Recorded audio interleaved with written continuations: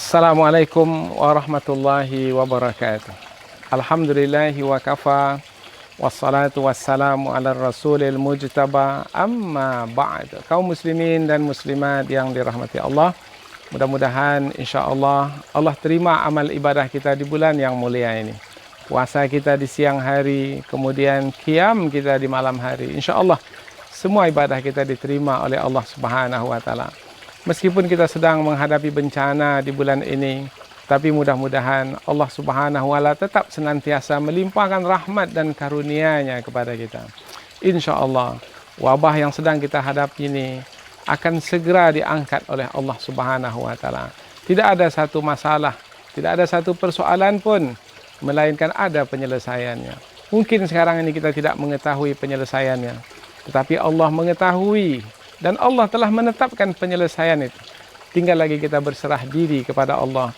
Mudah-mudahan Allah Subhanahu wa taala akan memberitahukan kepada kita bagaimana penyelesaian akan kita dapatkan, sehingga dengan penyelesaian tersebut wabah ini akan segera terangkat. Maka marilah kita lihat kisah di dalam Al-Quran, yaitu kisah Nabi Yusuf alaihi salam yang dicari oleh ayahandanya Nabi Ya'qub alaihi salam. Persoalan yang dihadapi oleh Nabi Ya'qub adalah kehilangan anak yang sangat dicintai.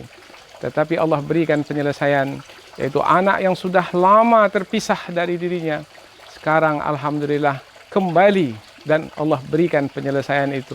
Itulah insyaAllah yang akan kita coba di waktu yang singkat ini.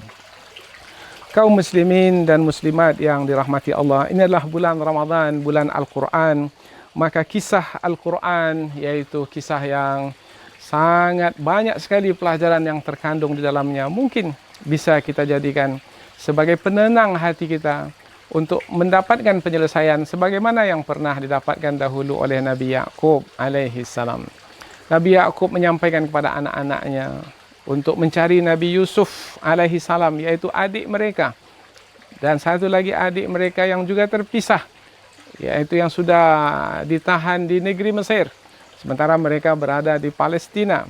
Ya bunaya, wahai anak-anakku, idhabu, pergilah kamu, fatahassasu min Yusuf wa akhi, yaitu carilah Yusuf dan saudaranya. Cari, dapatkan. Aku mengetahui Yusuf itu ada dan saudara itu tertahan, maka carilah ia, dapatkan kembali. Kemudian ada peringatan dari Nabi Ya'qub alaihissalam kepada anak-anaknya. Wala tai'asu mir rauhillah. Jangan kamu berputus asa dari rahmat Allah Subhanahu wa taala. Rahmat Allah itu ada, dan rahmat Allah itulah sebagai penyelesaian dari masalah, yaitu terpisahnya aku dengan anak ini adalah masalah, tetapi dengan rahmat Allah itu insya-Allah perpisahan itu akan segera berakhir. Anakku Yusuf dan saudaranya, yaitu adiknya Bunyamin, akan segera kembali ke pangkuanku. Nah, disinilah Allah Subhanahu wa taala memberikan juga pelajaran kepada kita. Kita menghadapi persoalan pada hari ini, yaitu wabah COVID-19 ini. Kita tak tahu penyelesaiannya seperti apa. Insya Allah Allah akan memberikan penyelesaian, yaitu berupa rahmat dari sisi Allah. Yang penting seperti yang disebutkan dalam ayat ini, wala tai'asu mir rauhillah. Jangan berputus asa dari rahmat Allah. Innahu la yai'asu min rauhillah illal qaumul kafirun. Di penghujung ayat, sesungguhnya tidaklah yang berputus asa dari rahmat Allah itu melainkan orang-orang yang kafir. Kaum muslimin dan muslimat yang dirahmati Allah, rahmat Allah Subhanahu wa taala dalam ayat ini disebut sebagai rauh. La tai'asu min rauhillah. Jangan berputus asa dari rahmat Allah. Rauh, rahmat juga digunakan kepada Al-Quran, yaitu di dalam Al-Quran, wa auhayna ilaika ruham min amrina, dan kami wahyukan kepadamu wahai Muhammad ruh dari sisi kami. Al-Quran juga disebut sebagai ruh. Tadi cerita tentang Nabi Ya'qub alaihi salam juga menyebutkan rahmat sebagai ruh. Maka apabila Al-Quran sebagai ruh, rahmat sebagai ruh, penyebutan ruh ini kepada rahmat dan kepada Al-Quran bermakna isyarat bagi kita di bulan Ramadan, bulan diturunkannya Al-Quran. Al-Quran sebagai rahmat, maka jangan berputus asa dari rahmat Allah. Maknanya mari kita terus bersama yaitu mengisi waktu-waktu kita dengan membaca Al-Quran, karena Al-Quran adalah sebagai rahmat, sebagai ruh. La tayasu min rauhillah, jangan pernah berputus asa dari rahmat Allah.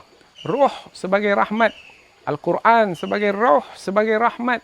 Maka kita perbanyak membaca Al-Quran, mendalami kandungan Al-Quran, mentadaburi ayat-ayat Al-Quran. Kita sekarang ini berada di bulan Al-Quran, bulan diturunkannya Al-Quran. Mudah-mudahan dengan banyak membaca Al-Quran dan bersama Al-Quran akan segera terangkat wabah bencana yang menimpa kita ini. Mudah-mudahan tazkirah yang ringkas ini ada manfaatnya insyaAllah. Subhanakallahumma wa bihamdika, ashhadu an la ilaha illa anta wa astaghfiruka wa atubu ilaih. Wassalamualaikum warahmatullahi wabarakatuh.